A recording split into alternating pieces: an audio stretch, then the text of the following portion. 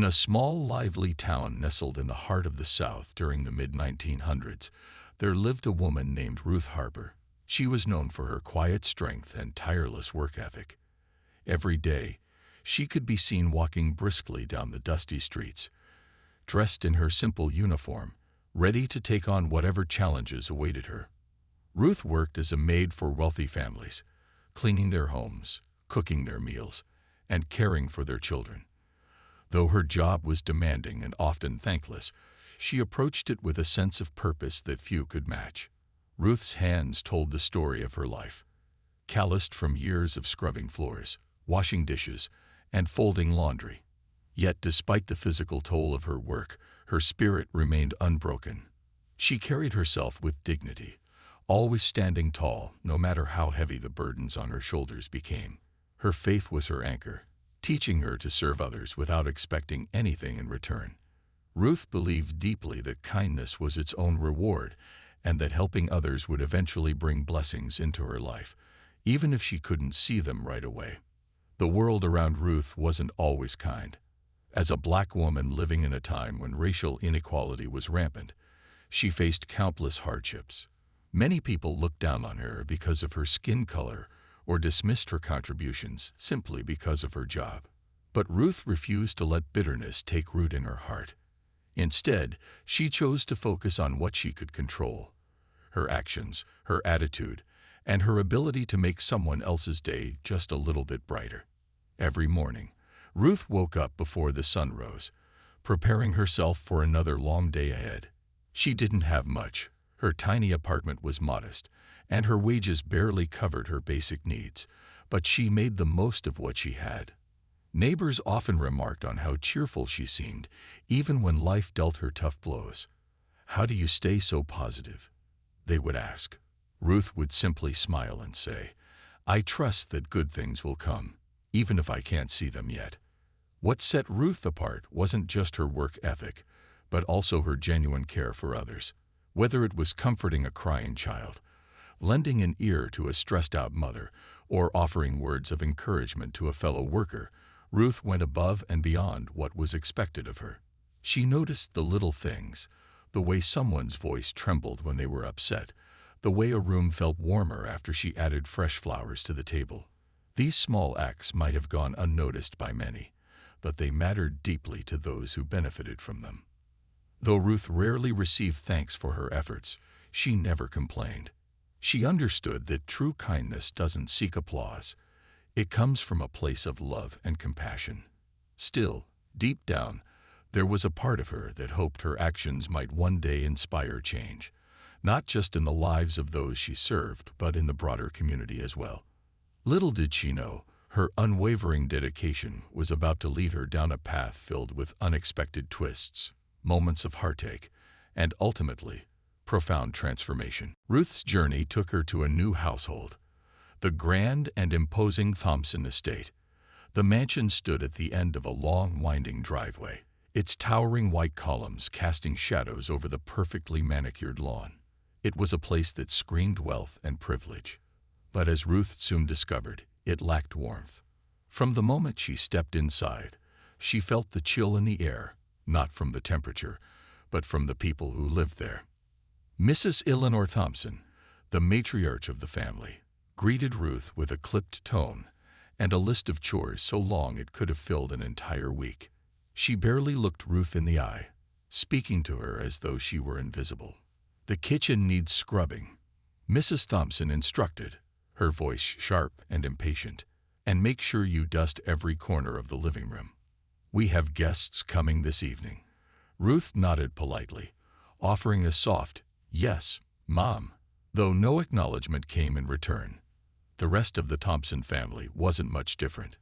Mr. Charles Thompson spent most of his time locked away in his study, barking orders whenever someone dared disturb him. Their teenage daughter, Caroline, flitted around the house like a bird too busy to notice anything or anyone around her. And then there was young Thomas, their 8-year-old son, who seemed lost in the vastness of the cold, unwelcoming home. While the others carried themselves with an air of superiority, Thomas often lingered quietly, watching Ruth work with wide, curious eyes. Despite the lack of warmth from the family, Ruth threw herself into her tasks with the same determination she brought to every job. She polished the marble floors until they gleamed, arranged fresh flowers in every vase, and prepared elaborate meals that filled the house with inviting aromas. But no matter how hard she worked, her efforts went unnoticed by the Thompsons. They treated her presence as a given, something to be taken for granted rather than appreciated. The other staff members whispered among themselves about how ungrateful the Thompsons were. "They don't even say thank you," one maid muttered bitterly during a rare break. Another shook her head, adding, "I heard they fired 2 people last year just because they spilled coffee on the rug." Ruth listened silently, choosing not to join in their complaints. She reminded herself why she was there, to do her best and trust that her kindness would ripple outward, even if it didn't come back to her immediately. Still, there were moments when the indifference wore on her. Once, while folding laundry in the sitting room, Ruth overheard Mrs. Thompson talking to a friend on the phone. "Oh yes, we have help," Mrs. Thompson said dismissively. "She keeps the place tidy, though I can't imagine what we'd do without her." Honestly, these sorts of people are a dime a dozen. Ruth froze, her hands gripping the edge of the ironing board. For a brief second, anger flickered in her chest, but she quickly pushed it aside. Letting bitterness take hold wouldn't change anything, she told herself. Instead, she focused on the task at hand, smoothing out each crease in the fabric with deliberate care. What Ruth didn't realize was that her quiet strength and unwavering dedication were beginning to leave an impression on one person, at least. Young Thomas, who had initially been shy and reserved, started seeking her out more often. He would sit nearby while she worked, asking questions about her life or sharing stories about school. At first, Ruth kept her answers short, unsure of whether she should encourage such interactions. But as the days went by, she found herself looking forward to these small exchanges, which brought a sliver of humanity to the otherwise sterile environment of the Thompson estate. Even in the face of neglect and coldness, Ruth continued to give her all, believing that her actions mattered, even if no one else did. Little did she know, her steadfastness was planting seeds that would soon bloom in ways she couldn't yet imagine. Amid the cold and distant atmosphere of the Thompson estate, Ruth began to notice something unusual, a small glimmer of warmth that seemed to break through the icy walls of indifference. It came from an unexpected source: Thomas, the youngest member of the family. Unlike his parents, who treated Ruth as little more than a shadow moving through their home, Thomas saw her as a person. His curiosity and kindness stood out like sunlight breaking through storm clouds. Thomas was a quiet boy, often overlooked by his busy parents. He spent most of his time alone, reading books or playing with toys in the corner of the grand but empty living room. But whenever Ruth entered the space, he would perk up, watching her every move with wide, thoughtful eyes. At first, he was hesitant to speak, content to simply observe as she dusted shelves, arranged flowers, or straightened cushions. Over time, however, his shyness gave way to curiosity. One afternoon, while Ruth was polishing the dining table, Thomas approached her cautiously. "Miss Ruth?" he asked, his voice barely above a whisper. Startled but gentle, Ruth turned to face him. "Yes, Master Thomas," she replied, using the formal title expected of her.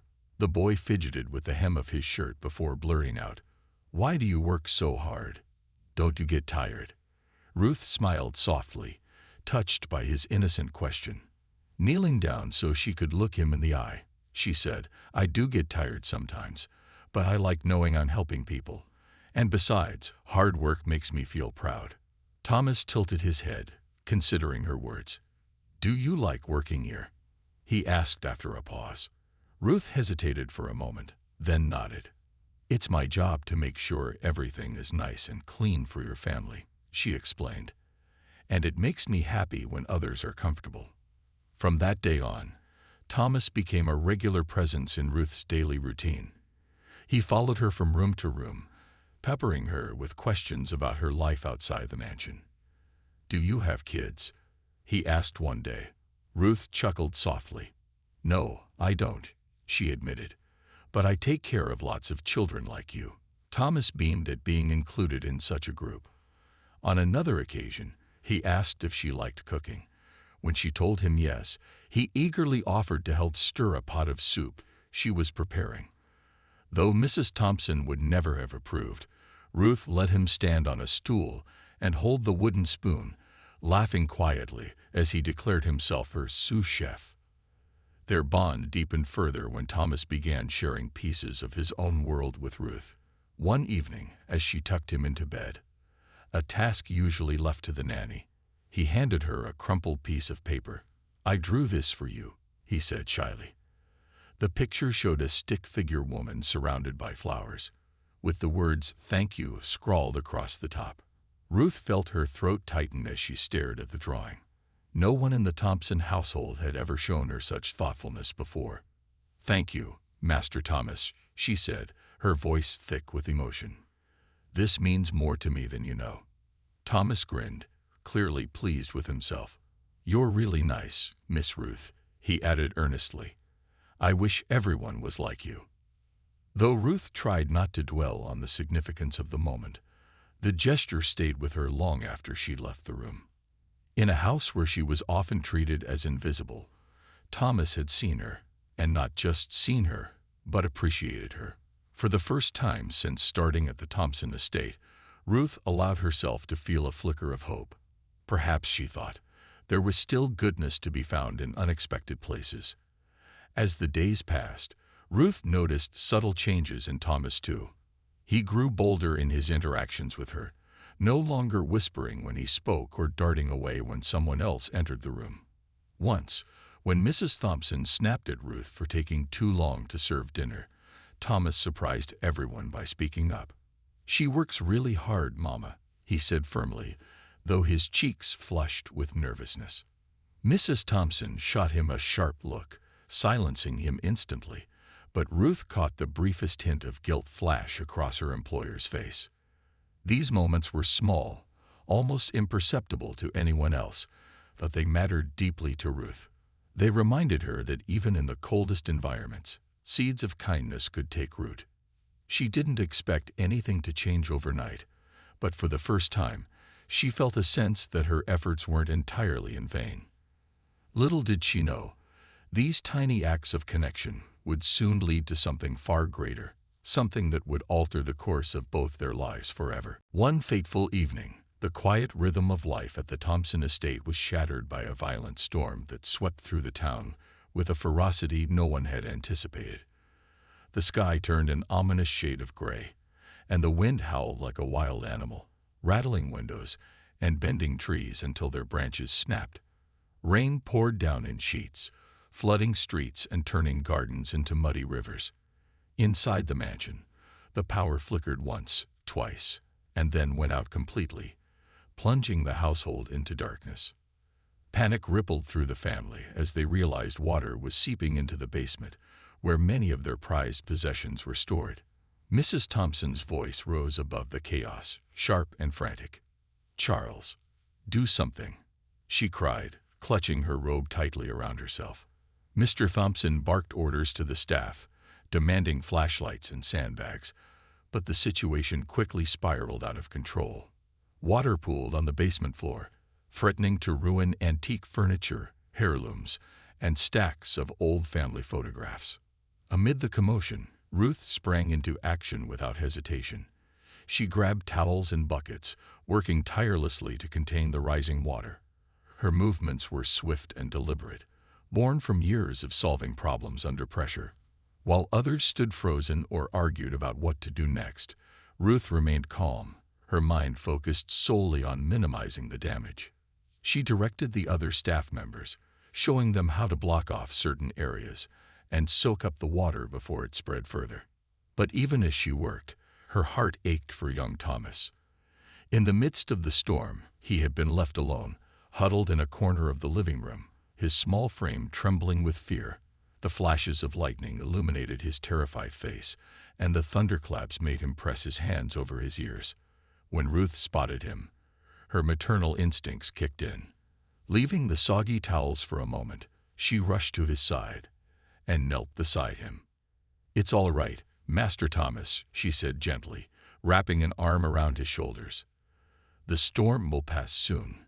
You're safe here with me." Though her words were simple, they carried a weight of reassurance that only someone as steadfast as Ruth could provide. Thomas clung to her, burying his face against her chest as she rocked him softly. "I'm scared," he whimpered. "What if the house breaks?" Ruth stroked his hair, her touch steady and comforting. "This house is strong, just like you," she told him. "And I'm not going anywhere. I'll stay right here until the storm is gone." Her presence seemed to calm him, and after a while, his breathing slowed.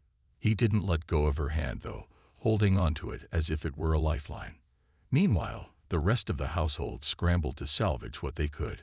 Mr. and Mrs. Thompson shouted instructions, their voices laced with panic as they tried to protect their valuables. Servants darted back and forth, carrying boxes and bundles upstairs. Yet despite the frenzy around them, Ruth stayed grounded, splitting her attention between comforting Thomas and continuing to help wherever she was needed. By the time the storm finally began to subside, the basement was still damp but no longer flooded, thanks largely to Ruth's quick thinking and tireless efforts. As the first rays of dawn broke through the clouds, the Thompsons retreated to their bedrooms, exhausted and shaken. They barely acknowledged the staff who had worked through the night to save their home. For Ruth, this lack of gratitude wasn't surprising. It was something she had come to expect. But as she glanced down at Thomas, now asleep on the couch with his head resting on her lap, she felt a deep sense of fulfillment. She hadn't done any of it for recognition. She had simply wanted to help. What Ruth didn't realize was that her actions during the storm had planted seeds of change, not just within the walls of the Thompson estate, but within the hearts of those who lived there. Though no one said it aloud, the events of that night would linger in their memories, shaping the way they saw the woman who had quietly become a cornerstone of their lives. And for Thomas, the bond he shared with Ruth grew stronger than ever, setting the stage for a future neither of them could have imagined. In the days following the storm, life at the Thompson estate slowly returned to its usual rhythm, or so it seemed on the surface. The basement had been cleaned and dried, the damaged items assessed and catalogued. Yet beneath the calm exterior, tension simmered. Mr. and Mrs. Thompson were locked in heated discussions behind closed doors, their voices carrying faintly through the halls. Ruth overheard snippets of their arguments, enough to piece together that the storm had caused more than just physical damage. It had left a gaping hole in their finances. The Thompsons weren't used to hardship. Their wealth had always shielded them from such realities, but now they found themselves facing losses they couldn't easily replace. Heirlooms soaked beyond repair, expensive furniture warped by water, and costly restoration bills piled up faster than they could manage. Desperate to cut costs, they made a decision that sent a chill through the household. Ruth was to be let go. When Mrs. Thompson finally summoned Ruth to deliver the news, her tone was clipped and impersonal, as though she were discussing nothing more significant than a broken vase. "We've decided to reduce staff," she announced, avoiding eye contact. "Your services are no longer required." Ruth stood silently, her heart sinking, though she didn't let it show on her face. She had seen this kind of dismissal before, her worth reduced to a line item on someone else's budget. "Yes, ma'am," Ruth replied softly, her voice steady despite the ache swelling inside her. She didn't argue or plead. She knew better than to expect fairness in moments like these. Instead, she nodded respectfully and turned to leave, already mentally preparing for what came next. Packing her belongings felt surreal, each folded uniform and neatly stacked book a reminder of the years she had spent serving others without complaint. As she emptied her small quarters in the servants' wing, memories flooded back. The late nights, the early mornings, the countless meals prepared and rooms tidied. It wasn't just a job. It had become a part of her. Before leaving, however, Ruth wanted to say goodbye to Thomas. She owed him that much. Sitting down at the tiny desk in her room, she pulled out a piece of paper and began writing. Her handwriting was neat and careful, every word chosen with thoughtfulness. Dear Master Thomas, I want to thank you for being so kind to me during my time here. You reminded me that even in difficult places, there is goodness to be found. I hope you continue to shine your light wherever you go. Stay brave, stay curious, and never stop believing in yourself. You are a special boy, and I know you will grow into an amazing man. With love and gratitude, Miss Ruth. She folded the note carefully and slipped it under Thomas's bedroom door before stepping outside for the last time. The weight of walking away was heavy, but Ruth refused to let bitterness take root. She reminded herself of the lessons she'd learned long ago, that kindness given freely often finds its way back, even if not immediately or in obvious ways. Unbeknownst to Ruth, her quiet departure stirred something deep within the Thompson household. Thomas discovered the note later that evening and read it over and over, tears welling in his eyes. He ran to his parents, clutching the paper tightly. "Why did you send Miss Ruth away?" he demanded, his voice trembling with emotion. For the first time, his parents were struck speechless. They hadn't considered how deeply their actions might affect their son, or how much Ruth had meant to him. That night, guilt gnawed at Mrs. Thompson as she lay awake, replaying the events of the past weeks in her mind. Ruth's tireless work during the storm, her gentle care for Thomas, her unshakable dignity, despite everything. They all came rushing back. And then there was the note, written with such sincerity and warmth, leaving no trace of resentment. Slowly, a realization began to dawn on her. Perhaps they had made a mistake, a grave one. The next morning, Mrs. Thompson approached Mr. Thompson hesitantly. "Charles," she said, her voice softer than usual, "what if we bring her back?" At first, he balked, citing financial concerns, but when she mentioned Thomas's reaction, his resolve wavered. The couple sat in silence for a moment, reflecting on the woman who had given so much yet asked for so little in return. What they didn't know was that their decision to reach out to Ruth would set off a chain of events neither of them could have predicted. Little did they realize, their act of acknowledgement, and Ruth's response, would reshape not only their household, but also the lives of everyone involved, proving once again that even the smallest choices can lead to profound change. When Ruth received the Thompsons' letter asking her to return, she read it several times, her brow furrowed in thought. The note was polite but vague, offering her old position back with promises of better terms and greater respect. Ruth wasn't sure what to make of it. After all, they had dismissed her without a second thought just weeks earlier. Could she trust that things would truly be different this time? Still, something about the gesture tugged at her heart. It wasn't just the mention of improved conditions. It was the tone of the letter itself, which carried an uncharacteristic humility. For years, Ruth had worked tirelessly for people who barely acknowledged her presence, let alone valued her contributions. But now, here was an opportunity to rebuild, not just her relationship with the family, but perhaps even their understanding of her worth as a person. After much deliberation, Ruth decided to accept the offer. She told herself it wasn't about pride or proving a point. It was about giving them another chance, and giving Thomas the stability he clearly needed.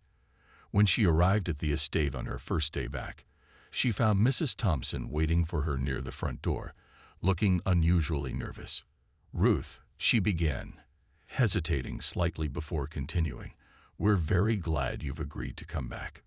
We realize we made a mistake letting you go." It was the closest Ruth had ever heard Mrs. Thompson come to apologizing, and while the words weren't perfect, they carried weight. Ruth nodded graciously, replying simply, "Thank you, ma'am. I'm happy to be here." With that, she stepped inside, ready to resume her duties, but this time there was a noticeable shift in the atmosphere. The change wasn't immediate or dramatic, but subtle signs began to emerge. Mrs. Thompson started addressing Ruth by name instead of issuing commands from across the room. She occasionally lingered in the kitchen while Ruth cooked, making small talk about recipes or asking for advice on meal planning. Once, when Ruth suggested adding fresh herbs to a dish, Mrs. Thompson smiled faintly and said, "You always know how to make things better." Even Mr. Thompson, who rarely interacted with the staff, surprised Ruth one morning by thanking her for organizing his study. "It's much easier to focus now," he admitted gruffly, though his expression softened when he added, "We appreciate your work." These moments were fleeting, but they marked a turning point in how the family treated her. For Thomas, Ruth's return felt like a gift he hadn't realized he'd been missing until it was gone. He greeted her with an exuberant hug, clutching the locket he had given her during their tearful goodbye. "I'm so glad you're back, Miss Ruth," he exclaimed, his eyes shining. From that day forward, he proudly introduced her to anyone who visited the house. "This is our friend, Miss Ruth," he would say, emphasizing the word friend as if daring anyone to question it. But the most unexpected act of gratitude came from Thomas himself. One evening, as Ruth tucked him into bed, he reached into his pocket and pulled out the shiny silver locket, a cherished heirloom passed down from his late grandmother. Pressing it into her hand, he insisted, "You have to keep this, Miss Ruth. You helped us so much, and I want you to have it." Ruth tried to protest, explaining that such a valuable item should stay in the family, but Thomas wouldn't hear of it. "Please take it," he pleaded earnestly. "It's my way of saying thank you." Touched beyond words, Ruth finally accepted the locket, promising to treasure it forever. As she held it in her palm, she realized that its true value wasn't in its material worth, but in the love and appreciation it represented. In that moment, Ruth understood that her kindness had planted seeds of change, not just in Thomas, but in the entire household. What had once been a cold and distant home was slowly transforming into a place where gratitude and mutual respect could grow. Little did Ruth know, this small act of generosity, the locket, would become a symbol of something far greater, a reminder that even in a world often divided by privilege and prejudice, acts of compassion could bridge the widest gaps. And as the days turned into weeks, Ruth saw glimpses of hope blooming in ways she never imagined possible. As the months passed, Ruth's presence in the Thompson household continued to spark subtle yet profound changes. The icy walls that had once defined the family's interactions began to melt away, replaced by a warmth that seemed to grow stronger with each passing day. Ruth didn't set out to change anything. She simply carried herself with the same quiet dignity and unwavering kindness she always had, but her actions spoke louder than words. Mrs. Thompson, who had once treated Ruth as little more than an invisible fixture of the house, now sought her opinion on everything from dinner menus to holiday decorations. "What do you think, Ruth?" she would ask, genuinely valuing her input. It wasn't just about convenience. It was as though Mrs. Thompson was learning to see Ruth not as a maid, but as a person whose wisdom and perspective mattered. Once, during a charity event hosted at the estate, Mrs. Thompson introduced Ruth to their guests by name, saying, "This is Ruth Harper. She's been with us for years, and we couldn't manage without her." Ruth smiled graciously, touched by the acknowledgement, while Thomas beamed with pride beside her. Mr. Thompson, too, underwent a transformation, albeit more gradual. He no longer barked orders or disappeared into his study for hours on end. Instead, he made a point of greeting Ruth each morning, often asking how she was doing. On one occasion, when Ruth mentioned needing time off to visit a sick relative, Mr. Thompson not only granted her request, but also offered assistance. "If there's anything we can do to help, please let us know," he said earnestly. It was a small gesture, but it carried immense significance, showing Ruth that she was seen and valued beyond her work. For Thomas, Ruth became both a mentor and a confidant. As he grew older, his admiration for her deepened, and he often turned to her for advice. Whether it was navigating schoolyard squabbles or figuring out what career path to pursue, Ruth listened patiently, offering guidance rooted in wisdom and empathy. "You have such a kind heart, Master Thomas," she told him one evening as they sat together on the porch. Never lose that. It's rarer than gold. Word of Ruth's character spread beyond the confines of the Thompson estate. Neighbors began inviting her to community gatherings, eager to meet the woman who had earned such respect from one of the town's most prominent families. At first, Ruth hesitated, unsure of how others might perceive her. But when she attended her first event, a local church picnic, she was met with smiles and warm welcomes. People praised her cooking skills.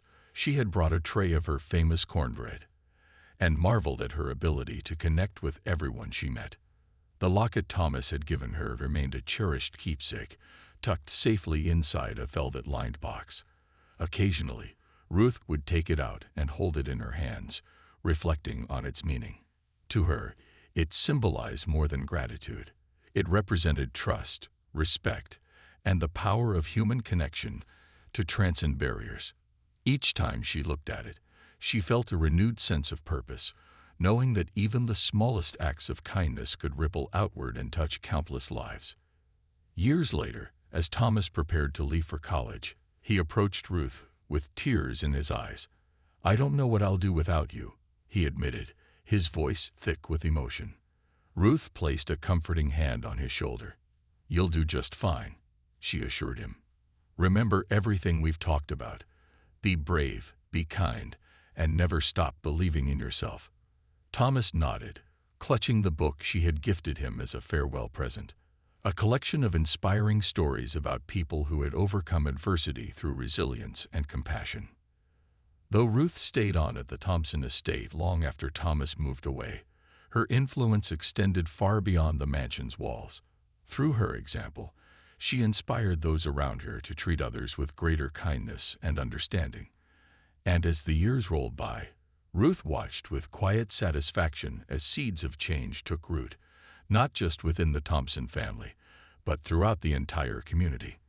Her life was a testament to the idea that true strength lies not in seeking recognition, but in giving freely and trusting that goodness will find its way back, often in ways one least expects. Years turned into decades, and Ruth Harper's presence in the Thompson household became a cornerstone of their lives. What had once been a cold, distant home transformed into a place filled with warmth, gratitude, and mutual respect, all because of one woman's unwavering kindness. But Ruth's impact didn't stop there. Her quiet strength and compassion rippled outward, touching not only the Thompsons, but also the broader community in ways no one could have predicted. Thomas, now grown and pursuing a career as a civil rights advocate, often credited Ruth for shaping his worldview. In speeches and interviews, he spoke openly about the lessons she had taught him, that true worth isn't measured by wealth or status, but by how we treat others. "Miss Ruth showed me what it means to see people, really see them," he would say, his voice filled with emotion. "She believed in me when I doubted myself, and she inspired me to fight for justice and equality." The locket she had cherished for so many years remained close to his heart, a reminder of her enduring influence. Back at the estate, Ruth continued to serve the Thompson family, though her role evolved over time. Mrs. Thompson, now older and frailer, leaned on Ruth not just for help around the house, but also for companionship. They spent hours sitting together on the porch, sharing stories and laughter. Once, during one of these moments, Mrs. Thompson took Ruth's hand in hers and said softly, "You've been more than an employee to us, Ruth. You've been family." It was an admission Ruth never expected to hear, yet it brought tears to her eyes, not out of sadness, but out of joy. She had always hoped her kindness would inspire change, and here was proof that it had. The ripple effects of Ruth's actions extended beyond the walls of the mansion. Inspired by her example, the Thompsons began using their privilege to uplift those in need. Mr. Thompson funded scholarships for underprivileged students, while Mrs. Thompson organized community programs aimed at bridging racial divides. Even Caroline, who had once been indifferent to Ruth's presence, returned from college with a newfound appreciation for social justice. She volunteered at local shelters and often visited Ruth to thank her for being a role model. In the wider community, Ruth became a beloved figure. People admired her resilience, humility, and ability to bring people together. When the town held its annual Unity Festival, a celebration of diversity and inclusion, Ruth was invited to give the opening speech. Standing before a crowd of hundreds, she spoke simply yet powerfully. "Kindness costs nothing, but it can change everything," she said, her voice steady and clear. "If each of us chooses to see the good in others and act with love, we can create a world where everyone feels valued." As Ruth grew older, she retired from her work at the Thompson estate, though she remained a frequent visitor. The family celebrated her birthdays with grand parties, inviting neighbors and friends to honor the woman who had touched so many lives. Thomas, now married with children of his own, introduced his kids to Ruth, calling her Grandma Ruth out of affection. His son, a curious boy much like Thomas had been, loved listening to her stories about life, faith, and the importance of treating others with dignity. When Ruth passed away peacefully in her sleep at the age of 87, the entire town mourned her loss, but they also celebrated her legacy.